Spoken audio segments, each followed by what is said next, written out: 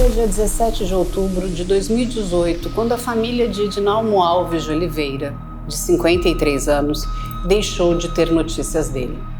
O que parecia um desaparecimento era, na verdade, um crime, com resquícios de crueldade. Por trás da frieza do algoz, o crime guardou características macabras. Mas um passo em falso arruinou seu plano.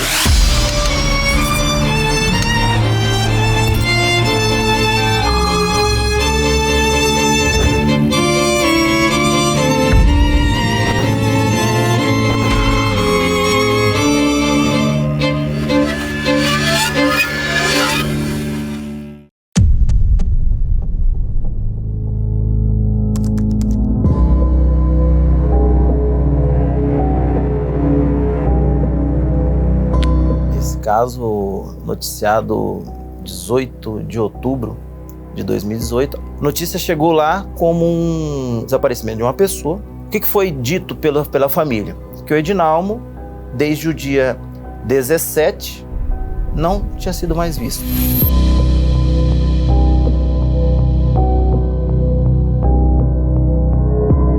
Ele morava num conjunto, num prédio, lá no edifício vertical no bairro Copa Mil, Cuiabá, e que os amigos foram lá, não viu mais o carro também.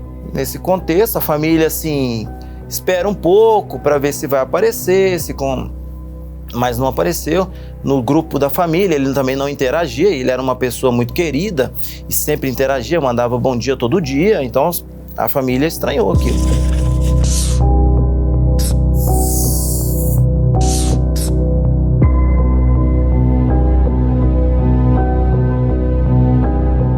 Começou aquela aflição, né, do desaparecimento. O que aconteceu com Edinalmo?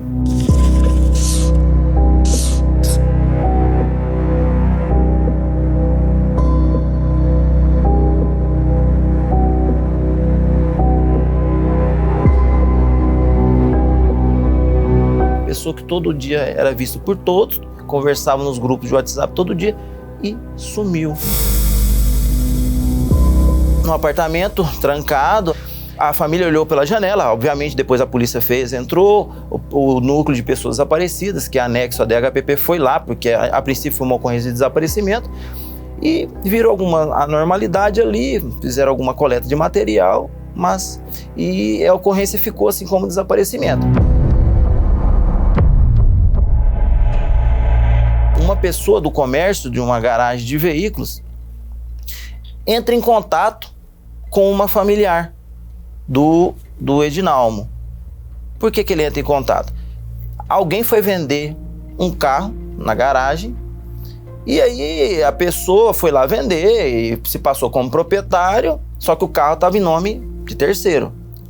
O dono da garagem falou, ó, você traz o proprietário aqui ou faz um reconhecimento de firma que eu compro o carro.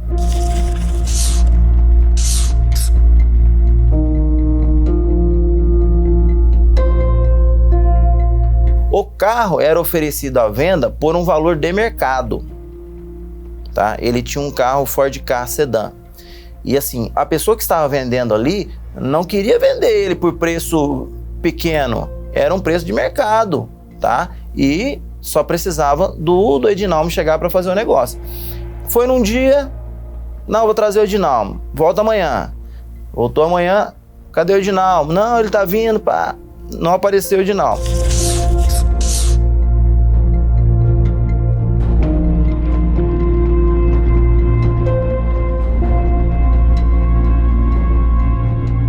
O dono da garagem ligou um alerta, né? E consultou na internet. Devia ter a foto ou uma cópia do documento e consultou. E aí já viu a notícia do desaparecimento, porque tem o cartaz de desaparecido, né? Daquelas pessoas. Aí já viu. E ali tinha o telefone dos familiares. Nisso o dono da garagem vai e liga para familiar.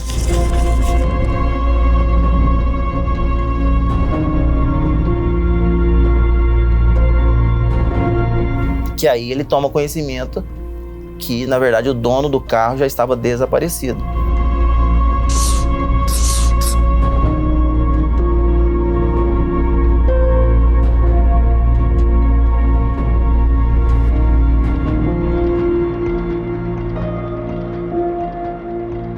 conseguimos identificar essa pessoa. A princípio ele passou um nome, Rafael, depois Fábio, e pelos dados ali conseguimos identificar o Fábio Machado de Oliveira.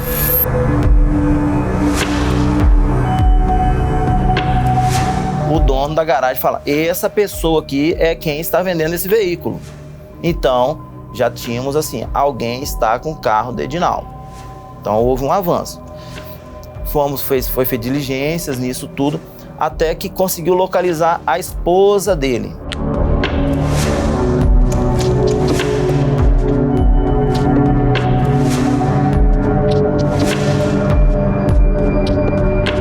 A esposa do Fábio foi localizada. Cadê o Fábio? Cadê o carro? Ela fala, ó, não sei, apresenta uma história que não sei de carro, meio uma história desencontrada. Nisso, o carro é abandonado. O delegado me aciona para fazer a perícia no veículo. Aí ele me explica o que estava acontecendo, que o Edinaldo estava desaparecido e que foi pego um suspeito de posse do veículo, em que estava em nome de Edinaldo. Então eu fui a princípio para fazer a perícia. Como eu já entendi, a gente tem esse feeling, né? Então assim, desaparecido a essa data, a chance, a probabilidade da vítima estar já em óbito é enorme. Então eu peguei 2 outros colegas de outras áreas, um especialista em impressões papilares e outro do laboratório, porque no plantão nós fazemos toda essa parte, mas a gente faz mais a coleta. O que eu queria? Eu queria 2 especialistas comigo, porque eles já coletavam e levavam direto para exame. Então, ok, eu fui fazer, nós fomos em 3, então, fazer a perícia do automóvel.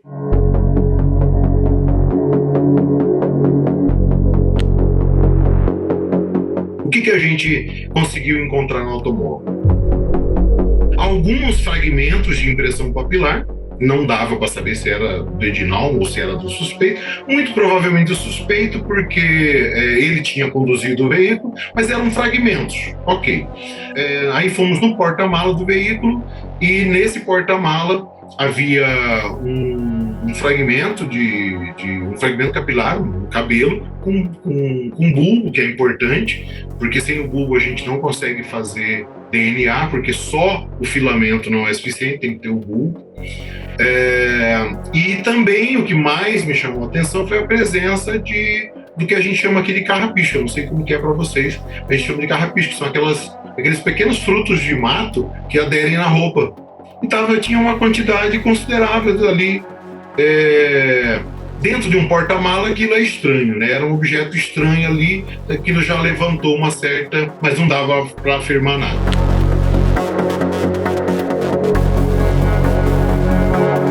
Voltei ao apartamento nesse dia do exame do veículo, foi para pegar parâmetros. O que é isso? Por exemplo, nós temos lá o bulbo, o cabelo, né? O bulbo com bulbo, e eu preciso de um parâmetro DNA. Podia pegar de um familiar? Podia, mas no apartamento dele eu sabia que eu tinha escova de dente, escova de cabelo, que também podiam, era um confronto direto. Em vez de confrontar com dados de um familiar, eu tinha um confronto direto. Fomos lá. E nesse momento foi a primeira vez que eu entrei no apartamento do Edinaldo. E ali sim, ali o olhar de quem já sabe que havia a probabilidade enorme de óbito, aí os olhos da gente já estão voltados para outro tipo de situação. Então eu percebi coisas ali que estavam desconexas, mas haviam coisas suspeitas, que a gente chama de incompatibilidade com uma cena normal, mas não conseguia conectar imediatamente com o fato em si. Um dos fatos que me deixou intrigado foi a posição da geladeira. Ela tinha sido movida da posição original. E era nítido porque tinha a marca dela no chão e ela estava metade na cozinha, metade no corredor. Aquilo era estranho. Eu notei algumas marcas, mas o que mais me chamou a atenção foi a posição da geladeira. Enfim, guardei a informação porque eu ainda não consegui conectar com o que realmente pudesse ter acontecido.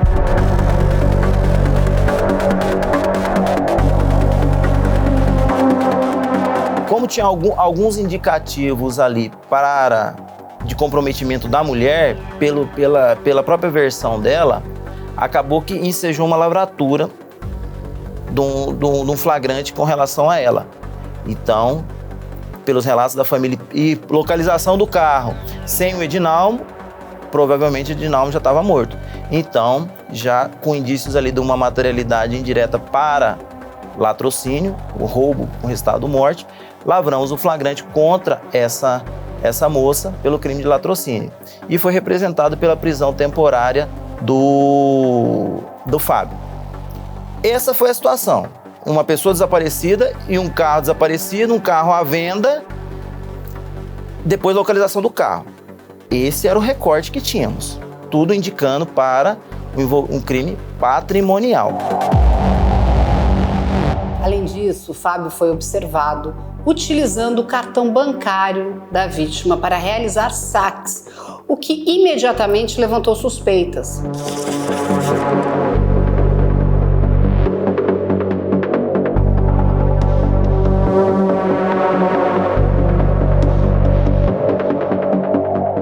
A equipe, liderada pelo delegado Caio Fernando Albuquerque, intensificou a vigilância e coleta de provas, consolidando a conexão entre Fábio e o desaparecimento de Edinalmo. Um ponto de virada na investigação ocorreu quando uma testemunha crucial entrou em cena.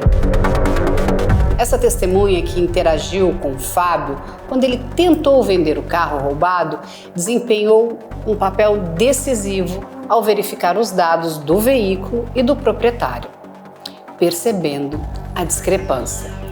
Ele não só recusou a transação, mas também contatou a sobrinha de Edinalmo, informando sobre o carro e confirmando a condição de desaparecido de Edinalmo.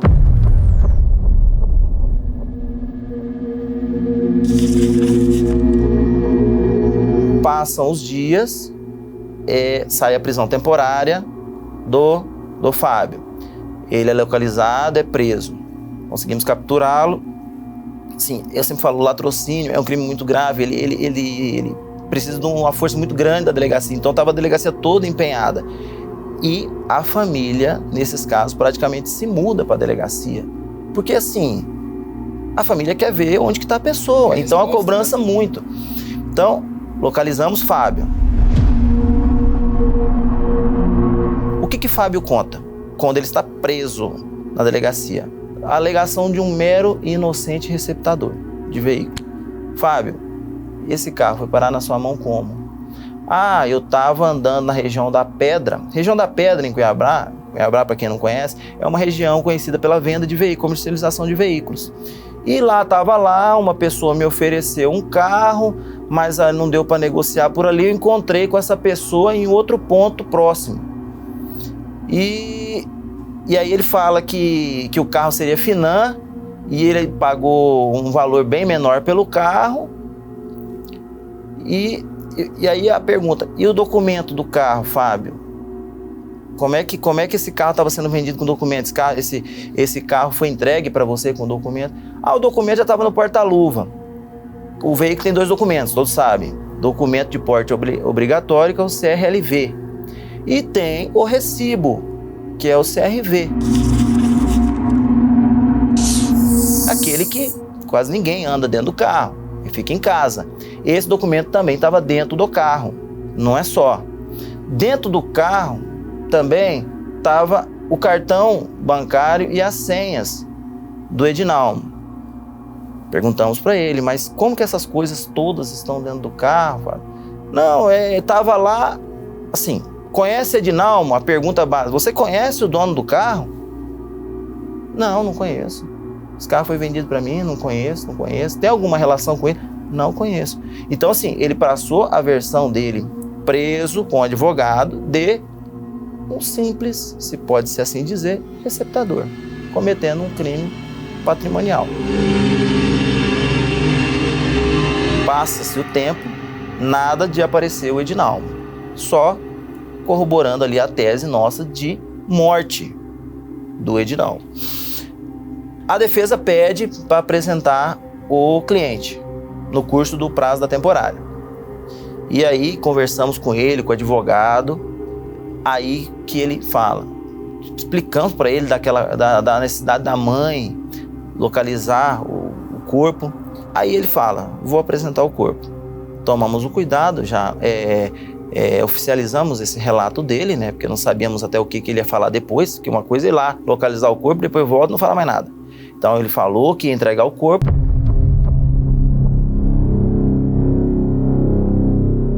Fomos com um advogado no local, em Várzea Grande, tá? E tem uma espécie de campo de futebol e um mato, um pequeno mato ao lado. E lá encontramos o corpo.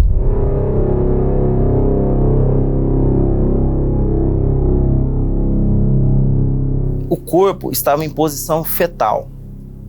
O Edinalmo era uma pessoa de cerca de 50 quilos, baixo, magro. Ele estava envolvido por um tecido, porque ele era decorador. Com uma posição fetal, com os membros recolhidos, as pernas recolhidas e todo com o corpo dobrado. Mas não é dobrado de qualquer jeito, é arrumado o corpo, se assim pode-se dizer. Que ele chamou atenção. E cal, vestígios de cal na cova. Via de regra em atendimentos a locais, com 10 dias o corpo já está praticamente desintegrando muito.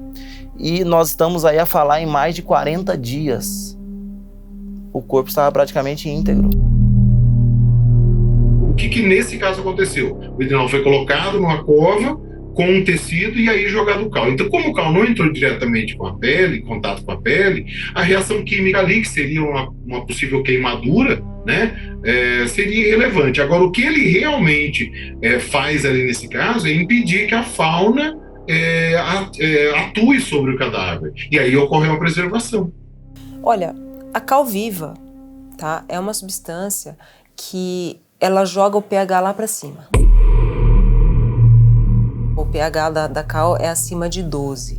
Então, ela retardaria os processos de putrefação, favorecendo a mumificação. Primeiro porque ela reage com a água. Tá? Então, para ter uma mumificação, a gente precisa de uma dessecação muito rápida do cadáver.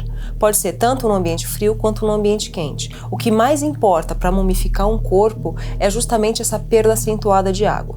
Então, a cal, além de reagir com a água e facilitar essa retirada dos tecidos, né, ela se transforma em cal hidratada, por conta desse aumento exponencial do pH, vai a 12 ponto alguma coisa, ela retarda também a ação das bactérias que estariam ali se nutrindo dos tecidos moles.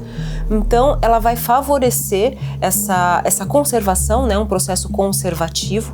Tecnicamente, a mumificação é um processo conservativo, apesar de eu não gostar muito desse nome, porque a mumificação, ela começa a acontecer depois de uma parte da putrefação. Então, ela interrompe o processo destrutivo para manter ali alguns tecidos conservados. A pele fica mais escura, mais dura, com um aspecto de desidratado mesmo. E por isso as bactérias não conseguem agir ali. O que pode acontecer, aliás, é o que é o mais comum, é que a mumificação não se dê de uma forma uniforme em todo o cadáver.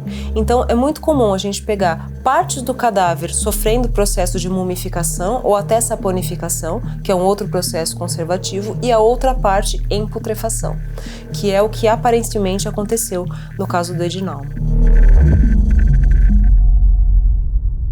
Como a forma com que ele foi encontrado não deu para afirmar com 100% de certeza, a gente diz que ele foi asfixiado ou sufocado. Aí o médico legista ele consegue. Aí um exame interno no pulmão, quando ocorre asfixia mecânica, tem sinais, se não me engano, são petequias, que são encontradas no pulmão e isso é indicativo de asfixia. Olha, o que acontece é que nos casos de asfixia mecânica por constrição do pescoço, muitos desses elementos que vão dizer pra gente exatamente o que aconteceu, eles são encontrados em tecidos moles. Por exemplo, nos músculos internos do pescoço, na túnica adventícia das veias, das artérias que passam por aqui, tá? Então, a putrefação desses tecidos pode prejudicar o exame feito no IML. Né? Além disso, a gente tem sinais nos pulmões, nas vísceras, até mesmo nos olhos, né? Na esclerótica podem aparecer pequenas manchinhas e tudo isso vai desaparecendo conforme o processo putrefativo vai avançando. Uma característica importante, mas que nem sempre está presente, é a fratura desse ossifioide, esse osso que a gente tem aqui que faz a ancoragem da língua, né? Bem na frente do pescoço. No caso do Edinalmo, não aconteceu. Então, todas essas marcas internas em músculos, veias, artérias e até mesmo vísceras podem ter sido mascaradas justamente por conta do estado de putrefação dos órgãos internos do corpo. A asfixia mecânica se tem diversos tipos, por sufocação direta ou indireta. Então você tem por sufocação direta, por contração do pescoço, que você tem enforcamento, esganadura ou estrangulamento, por oclusão das vias aéreas, ou por obstrução, um travesseiro, almofada, e sufocação indireta, que é quando, por exemplo, eu impeço uma expansão torácica. Então, você vai colocar os joelhos ou seu peso no peito da vítima, você vai impedir a expansão torácica e, nesse caso, você poderia levar, nesse caso, a vítima ao óbito por asfixia.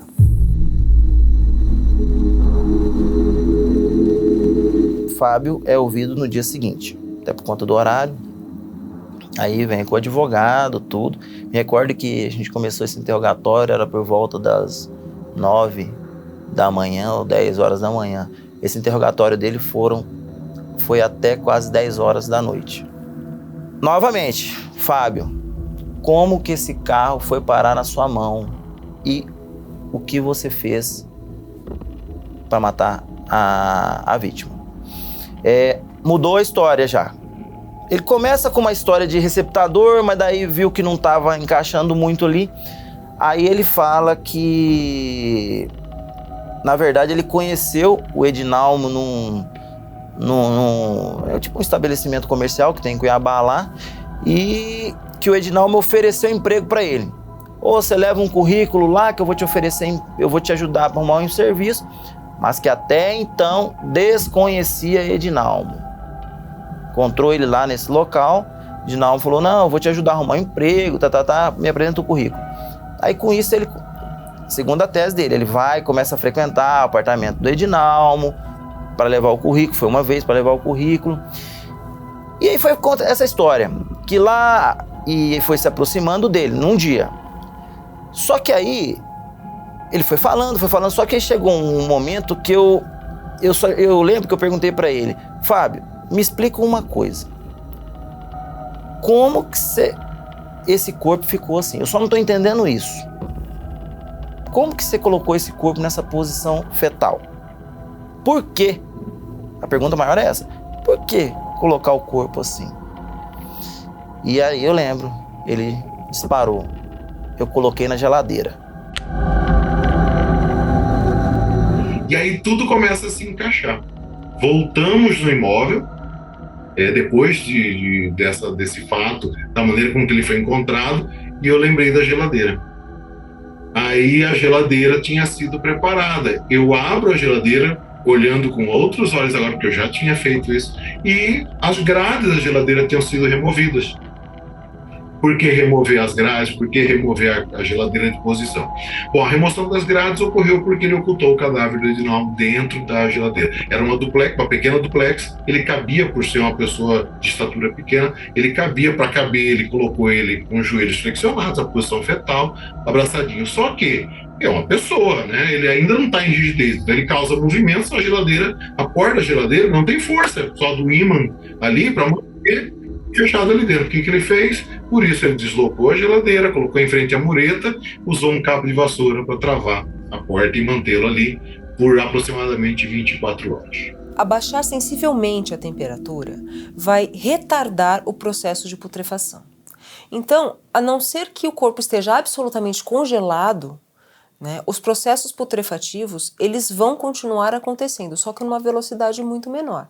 Tanto o processo de autólise, que é aquele que acontece a partir de dentro da própria célula, né, as enzimas digestivas que nós temos dentro de cada célula começam a digerir a própria célula, quanto os processos que dependem de bactérias, que vão se alimentar daqueles tecidos e assim produzir a dissolução dos tecidos moles, até a parte de ossificação. Essa ação sugere um nível de premeditação, indicando que o assassino queria ganhar tempo para planejar a remoção do corpo, sem levantar suspeitas imediatas. Além disso, manter o corpo em um estado menos decomposto poderia potencialmente dificultar a determinação da causa exata da morte, criando mais desafios para os investigadores e peritos. Ao manter o corpo oculto em condições controladas, ele se dava tempo para dispor do corpo de maneira que minimizasse as chances de ser conectado ao crime. Esse método também revela um grau alarmante de frieza e cálculo por parte do criminoso, que não só cometeu o homicídio, mas também tratou o corpo da vítima de forma a esconder seus atos o máximo possível.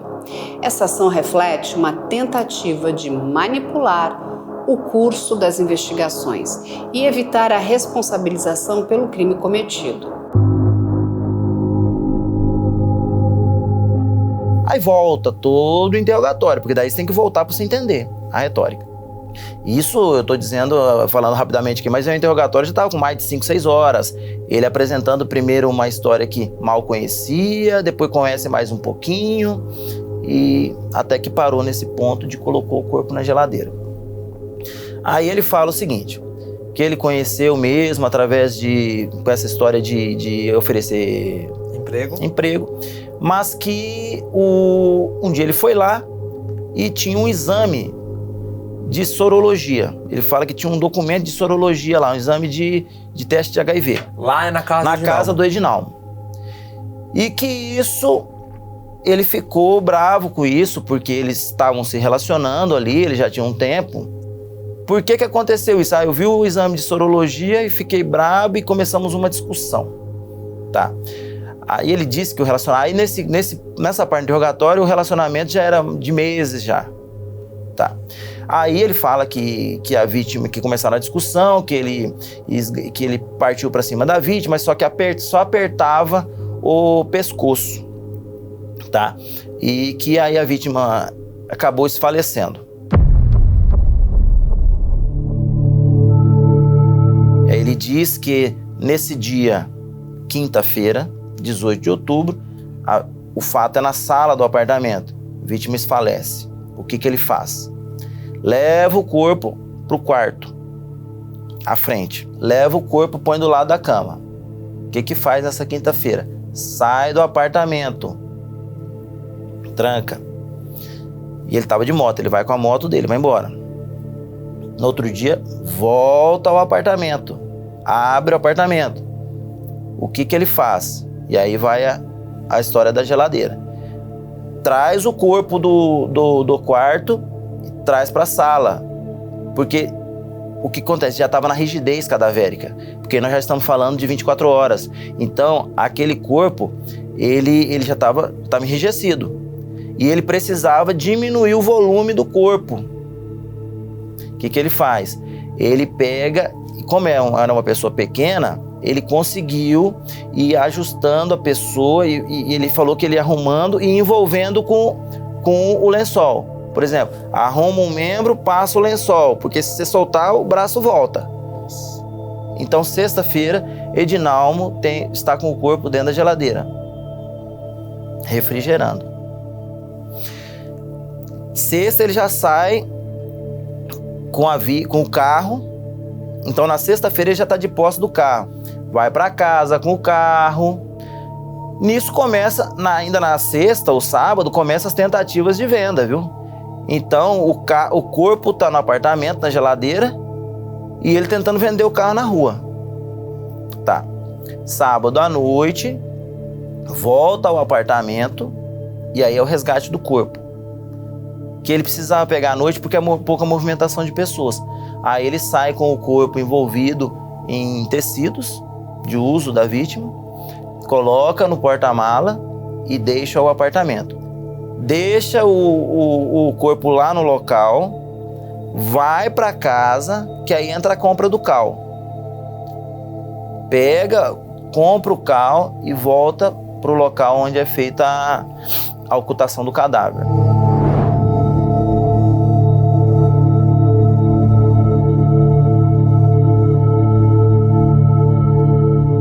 No final do interrogatório dele, ele apresenta um novo adendo, tá? Até então não dito, que gostava da vítima e que amava a vítima e que perdeu a cabeça pelo fato de ter visto um exame de sorologia de terceiro no apartamento da vítima. De fato, o Edinalmo era portador de HIV? Sim, sim.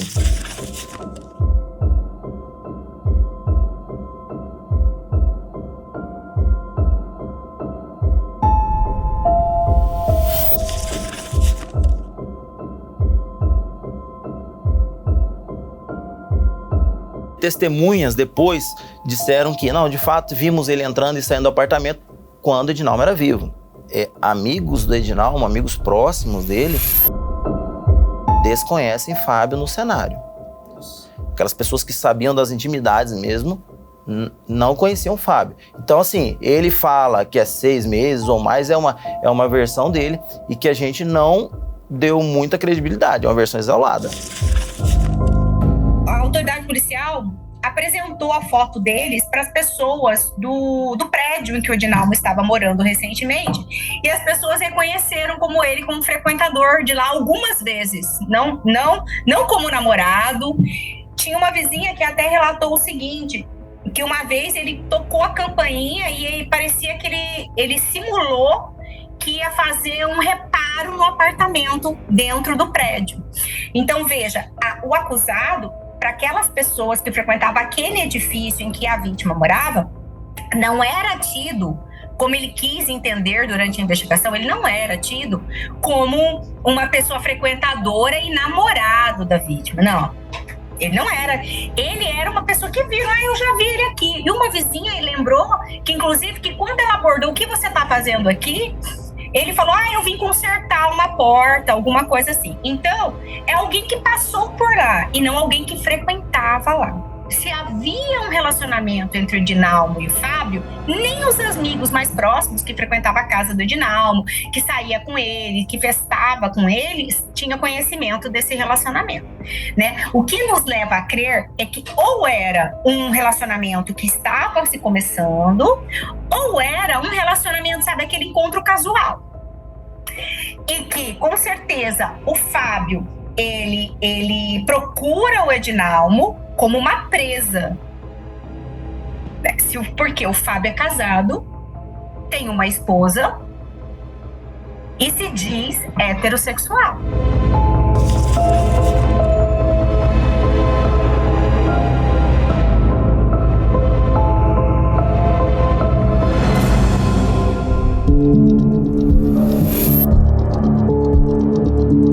Edinalmo, ele costumava, nesse caso, certo, ser uma pessoa mais reservada. Então ele passava a impressão externa de que ele não tinha família. Era uma pessoa, um profissional, certo, decorador, ele era homossexual e ele, talvez, né, pelo que fala a investigação, aparentemente conhecia algumas pessoas através de aplicativo. Edinalmo tinha um carro e contas bancárias com dinheiro, certo, em diversos bancos. Por outro lado, nós temos o agressor, Fábio, de 38 anos, ele é casado, certo? E ele utilizava o aplicativo de encontros casuais para procurar, eu acredito, futuras vítimas. Então, nesse caso de questão, vizinhos do Edinalmo, eles relataram que eles já tinham visto o Fábio visitando, nesse caso, a vítima. Ou seja, Fábio já era visto no prédio, no condomínio que Edinalmo morava. Chegou um dia, aproximadamente dia 17 de outubro, certo? Edinalmo perde contato com a família. A família não consegue mais conversar com ele, lembrando que a vítima era uma pessoa bastante presente nos grupos familiares. Só que ele não aparentava essa situação, certo? Para as outras pessoas. Então ele se apresentava como uma pessoa reservada, e isso dava a entender que ele não tinha família. Isso foi um fator bastante interessante na investigação. Por quê? Porque eu acredito, como perito, que Fábio, certo, visualizando que talvez a vítima não tinha familiares, ou o contato era um contato, vamos dizer, bastante longe, né, de ser um contato diário, então tudo foi o contrário, né? Por trás dessa vida um pouco mais restrita, uma vida um pouco mais reservada da vítima. Ele era bastante carinhoso e bastante presente nos grupos da família. Pelo modus operandi, como o caso aconteceu, eu acredito que talvez não seja um caso primário. Ou se for um caso primário, teve muito estudo, muita premeditação para tentar ocultar o cadáver, para tentar conservar o cadáver, para não deixar rastros, nesse caso, da autoria. Agora, por que tem um fim nesse caso? Porque foi um crime contra a vida por dinheiro. Porque logo após que aconteceu a morte, certo? Não foi violenta moção. O que ele fez?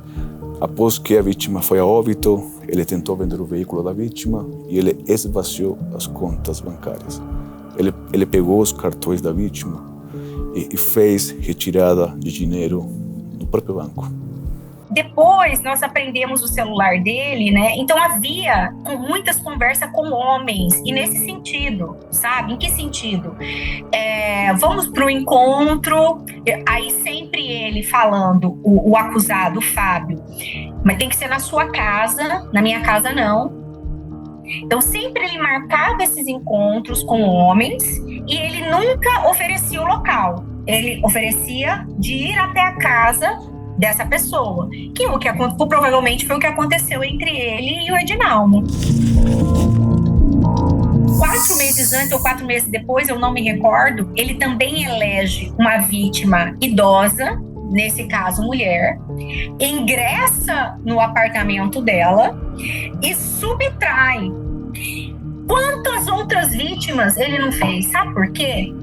Porque uma pessoa que sofre um golpe desse tem muita vergonha de procurar as autoridades.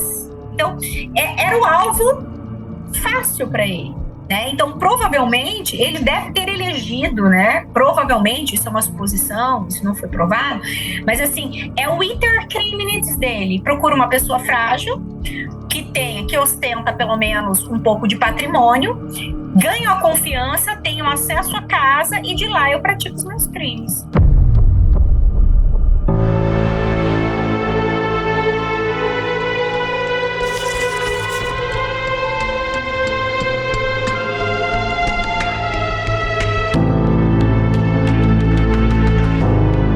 O inquérito é concluído como roubo qualificado pelo resultado morte. Ele acaba sendo condenado pelo crime de latrocínio por uma pena de 21 anos.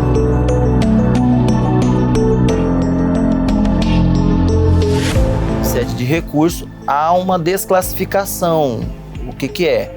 O tribunal entende que aquela sentença por roubo qualificado pelo resultado morte não deveria prosperar e que o que tinha nos autos era elementos para crime doloso contra a vida. Manda o processo para a vara do júri. Tá. O que acontece? Começa tudo outra vez. Denúncia de novo, audiências de novo, tudo de novo. Aí é ofertada uma nova denúncia, tá? Por homicídio qualificado, ocultação de cadáver, furto do veículo, tá? Ele é pronunciado, isso tudo preso, tá? E é encaminhado a júri popular.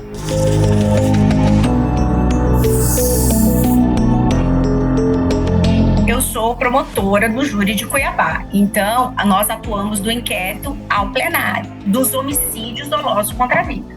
Acontece que esse processo do Edinalmo, ele não foi tido num primeiro momento como um homicídio, ele foi tido como um latrocínio. Então, a minha promotoria ingressa nesse processo, né, a partir do momento que o Tribunal de Justiça desclassifica a conduta para o homicídio e remete isso para uma vara do júri de Cuiabá. Então, nós pegamos esse processo, nessas condições, a primeira então já havia uma condenação, já havia uma investigação, já havia uma instrução e competia a nós fazermos o júri, o julgamento, né, já que o tribunal havia desclassificado. Ou eu me contentava com o homicídio, porque eu peguei para fazer o júri, né? E durante a minha fundamentação em plenário, eu não podia sustentar um latrocínio, porque o júri não é competente para julgar o latrocínio. Então, eu fui apresentando também para os jurados que o latrocínio não deixa de ser um homicídio, né? Após um roubo, em razão do roubo, em virtude de um roubo. Então, foi dessa forma que eu atuei em plenário. Aí, o que aconteceu? A defesa recorreu, alegando justamente esse relacionamento, essa vontade de matar por conta do ciúme que a vítima tinha do Edinalmo, né? Então, há o ciúme, porque descobriu que estava com uma outra pessoa, que tinha HIV, e que isso revoltou ele. E nesse afã, seria um crime passional para a defesa. E no que a defesa alega isso, o Tribunal de Justiça de Mato Grosso, ele reforma a decisão de latrocínio e já encaminha para o júri. Isso não é latrocínio, isso é crime doloso contra a vida. E foi dessa forma que nós pegamos o processo. Então, tinha uma decisão já que não cabia mais recurso. Foi sacramentada pelo tribunal. Então, nós tínhamos que trabalhar, então, a partir de então, com a condenação de homicídio. Atualmente, o caso de Edinalmo Alves de Oliveira alcançou uma resolução significativa no sistema judicial. Fábio Machado de Oliveira, após ser inicialmente condenado a 21 anos de prisão por latrocínio em 2020, teve sua sentença anulada, reclassificando o crime para homicídio qualificado. Em julho de 2023, ele foi julgado novamente e condenado pelo Tribunal do Júri da Primeira Vara Criminal de Cuiabá a 16 anos e 6 meses de reclusão pelos crimes de homicídio qualificado, furto e ocultação de cadáver. A negativa para que Fábio respondesse em liberdade reafirma a seriedade dos crimes cometidos e o comprometimento da Justiça em manter a segurança pública. Essa reavaliação do caso e a subsequente condenação ilustram os processos dinâmicos do sistema jurídico em busca de uma resolução justa e adequada, baseado em evidências e mudanças nas interpretações legais ao longo do tempo. A determinação final serve não apenas para trazer algum grau de fechamento aos familiares e amigos da vítima, mas também destaca a importância de procedimentos legais rigorosos e justos para garantir que os culpados sejam devidamente responsabilizados. Aí fica, né, a discussão. É latrocínio? É homicídio? Assim, a gente sempre disse, decisão judicial a gente respeita, tá? Mas eu acho que a pedra de toque desse caso no caso, quem está operando ali, analisar a conduta do agente quando do fato, até quando é pego, né? Porque assim, ali você vê o que a gente chama do desdobramento normal causal do autor. Qual foi o passo a passo dele? Depois que quando ele matou, depois o que ele fez com o bem? Qual foi a conduta? A conduta de uma pessoa que objetiva o patrimônio de outra, ele é movido por quê? Por ambição. Ele quer o patrimônio daquele. Um celular, um carro, uma carteira. Então, esse é o objetivo. Então, ele quer ficar com aquele bem para ele. De outro lado, a conduta daquele que atenta contra a vida e depois fica com o veículo, mais dispensa, é outra. Ele quer distância, obviamente, de tudo aquilo que ligar a vítima. Esse caso é totalmente convergente com o que eu acabo de falar, que na verdade é o seguinte, ele pratica o homicídio, ele pratica a morte e fica com o patrimônio da pessoa. Ele, em momento algum, ele abandona o carro. Ele só foi abandonar o carro, como você perguntou, quando ele sabia que a polícia estava atrás dele. Então a gente tem que perquirir, aferir o que o autor faz até a hora que é descoberto. Então, assim, é um caso, né, que fica para essa dicotomia, né, que a gente vê entre latrocínio e homicídios seguidos com subtração de patrimônio. Tá? Essa é uma via de defesa, ou a via de defesa mais utilizada, porque por quantidade de pena mesmo. Você tem a pena mínima, todo crime tem uma pena mínima e tem uma pena máxima. Hoje, o latrocínio é o crime com a maior pena no nosso ordenamento jurídico. Nós estamos falando de um crime onde a pena mínima, o cálculo da pena, a dosimetria da pena, a dose da pena já começa a ser calculada a partir de 20 anos. E quando você tem um homicídio, se ele não for qualificado, a mínima 6 anos. Então essa é a maior corrente, é a maior linha de defesa quando você quer desconstruir essa questão do latrocínio, tirar o latrocínio para trazer por homicídio. Por conta exatamente disso, por conta da quantidade de pena. Porque o homicídio, mesmo ele triplamente qualificado, a pena mínima dele começa em 12 anos. Depois você tem o aumento das penas, mas é difícil você ter um crime de homicídio doloso com uma pena de 30 anos. Ele tem que ser triplamente qualificado. Agora, já um crime de latrocínio facilmente se atinge aí uma pena até superior a 30 anos. Quando a família do Fábio descobre que o Fábio realmente tinha matado o Edinalmo, numa conversa com o advogado dele, está interceptado, isso está nos autos, o advogado fala assim, pois é, ele confessou, foi ele, agora o problema é o seguinte, está no latrocínio, a gente vai ter que desclassificar para o homicídio. Então, era uma intenção da defesa desde o início, né? Antes, inclusive, dele ser preso, de ter prisão preventiva, de transformar esse latrocínio em homicídio.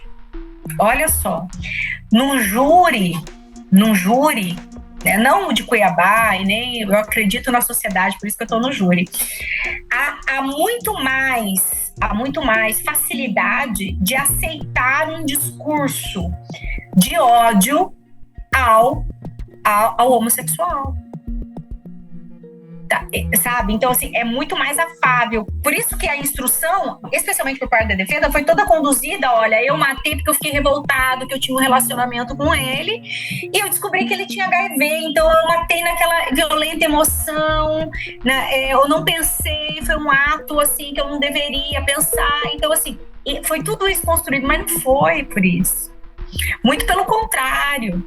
Como essas vítimas, essas pessoas, elas têm uma vulnerabilidade social pela imposição da sociedade, elas são assediadas por esse tipo de pessoa que busca realmente o patrimônio delas, né? Então, no caso do Edinalmo, ele era uma pessoa com família, mas ele era homossexual assumido. Então, nós precisamos ser realistas no Brasil. Isso enseja uma vulnerabilidade natural, como nos casos de feminicídio. A mulher, por si, ela é vulnerável naturalmente. E foi por conta disso que o acusado, ele busca esse alvo. Primeiro, para tirar dinheiro dele, não conseguindo, para buscar satisfação patrimonial, com certeza. O que ele pretendia quando ele foi até a casa da vítima, né? Isso falando de modo genérico. Nesse caso, embora ele tenha sido condenado num primeiro momento a uma pena de 21 anos e 4 meses, e depois por homicídio e mais os 2 crimes, ocultação e furto, ele foi condenado a 16 anos e 6 meses, houve uma diferença muito grande, mas o fato é que o direito penal tem que dar uma resposta de acordo com o fato. Né? Eu não posso considerar um crime mais grave porque eu quero que a pena seja maior, não é esse o papel do penalista. Então, observe que é interessante que, apesar de ter elementos de subtração, não havia nenhuma prova de que ele tivesse esse propósito inicial. E, portanto, aí sim nós tivemos a desclassificação feita pelo Tribunal de Justiça, num acórdão muito bem fundamentado, no sentido que não há elementos que caracterizem suficiente para caracterizar esse crime por latrocínio. Então, nesses casos, deve ser considerado homicídio. Ele foi levado a júri, por homicídio, um homicídio duplamente qualificado, mais o crime de furto, ocultação de cadáver, e foi condenado a uma pena alta, né, de 16 anos e 6 meses, né? Mas ainda assim uma pena inferior ao latrocínio. Para mim, como penalista, o que mais chama atenção nesse caso é isso. É essa diferença entre latrocínio, ele é um caso didático nesse ponto, entre latrocínio e o homicídio, né? Como muitas vezes eu tenho dificuldade de saber o propósito inicial, o que ele pretendia inicialmente. Mas todas as características desse crime estão mais para isso. Eles tinham um relacionamento amoroso, por alguma questão surge uma desavença, ele mata a vítima e depois usufrui do patrimônio da vítima. Isso configura homicídio e não latrocínio. As testemunhas foram essenciais para a resolução desse caso, fornecendo informações críticas que guiaram as investigações e ajudaram a conectar os pontos entre o suspeito e o crime cometido. Uma das testemunhas mais importantes foi a pessoa que interagiu com o Fábio Machado quando ele tentou vender o carro roubado de Edinalmo. Essa testemunha, ao perceber as inconsistências nos documentos do veículo e no comportamento do Fábio, decidiu alertar a família da vítima e a polícia, o que foi crucial para a progressão do caso. Sem essa intervenção, talvez o caso tivesse demorado muito mais para ser solucionado, dado que essa ação permitiu à polícia focar seus esforços no suspeito correto rapidamente. Além disso, outras testemunhas que observaram Fábio utilizando o cartão da vítima em diferentes locais também forneceram informações valiosas que ajudaram a reforçar a ligação dele com os crimes. Cada detalhe compartilhado pelas testemunhas ajudou a montar um quadro mais completo da atividade criminosa de Fábio, desde o uso indevido dos pertences da vítima até a sua tentativa de esconder suas ações. Esse caso destaca a importância vital das testemunhas em processos de investigação criminal, reforçando como cada observação e cada informação pode ser decisiva para a justiça. Quando se trata de buscar relacionamentos por meio de aplicativos, é fundamental manter um alto grau de cautela e segurança. É sempre importante informar amigos ou familiares sobre seus planos, escolher locais públicos para os primeiros encontros e evitar compartilhar informações pessoais sensíveis, como endereço residencial, até que haja uma confiança estabelecida. Além disso, manter a comunicação inicial dentro da plataforma de relacionamento pode oferecer uma camada extra de segurança, pois muitos aplicativos têm sistemas de segurança e suporte para lidar com comportamentos inadequados ou perigosos. Outro aspecto importante é prestar atenção aos sinais de alerta, como inconsistências nas histórias contadas pela pessoa, pressão para avançar rapidamente na relação ou pedidos inapropriados de informações financeiras ou pessoais. É essencial confiar em seus instintos e tomar medidas imediatas se algo parecer errado. Em casos de desconforto ou dúvida, é melhor interromper a comunicação e, se necessário, reportar o perfil suspeito à administração do aplicativo. Essas medidas podem não apenas proteger a pessoa de situações de risco, mas também contribuir para um ambiente mais seguro para todos os usuários da plataforma.